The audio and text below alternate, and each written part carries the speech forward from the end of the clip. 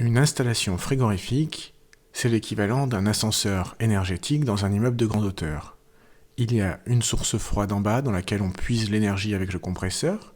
Il fonctionne comme un ascenseur pour rejeter cette énergie au sommet du gratte-ciel.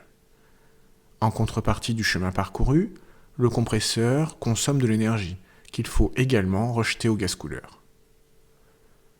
Dans notre installation CO2 transcritique, la chambre froide est située au 25e étage, le gaz couleur au sommet du gratte-ciel, et entre les deux, on retrouve le réservoir liquide. Lorsque la température extérieure avoisine les 43 degrés, il nous faut 10 compresseurs pour évacuer les 54 kW de notre chambre froide. Pour ce faire, les compresseurs consomment également 54 kW. Le problème, c'est que la moitié des sacs redescendent pleins d'énergie du sommet du gratte-ciel. Cela correspond aux 50% de vapeur produite en sortie de vanne HP. Les 50% de liquide sont envoyés dans la chambre froide par le détendeur pour être à nouveau remplis d'énergie. Les 50% de vapeur qui étaient au 34e étage sont redescendus au 25e pour être remontés au 106e, sans passer par la chambre froide. Il y a donc un travail inutile de 9 étages qui peut être évité.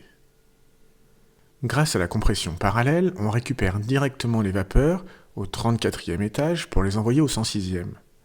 Le compresseur principal voit son travail divisé par 2, il consomme donc 50% de moins. On aura besoin d'uniquement 5 compresseurs pour faire le chemin du 25e au 106e.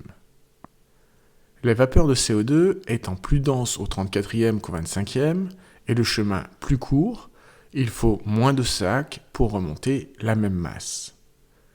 3 compresseurs parallèles suffisent pour remonter les 50% de vapeur du 38e au 106e.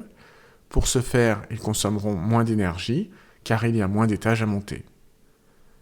La compression parallèle permet donc de réduire le nombre total de compresseurs installés et la consommation électrique des centrales CO2 transcritiques en été.